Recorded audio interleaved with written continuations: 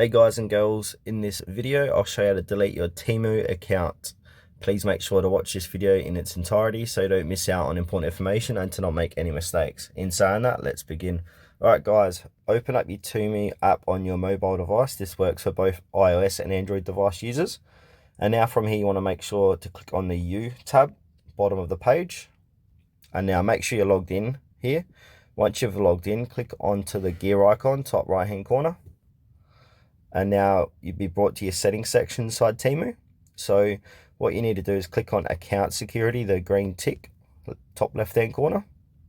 And now scroll down, and where it says sign in activity, you will see delete your Temu account below that. Click on to delete your Temu account.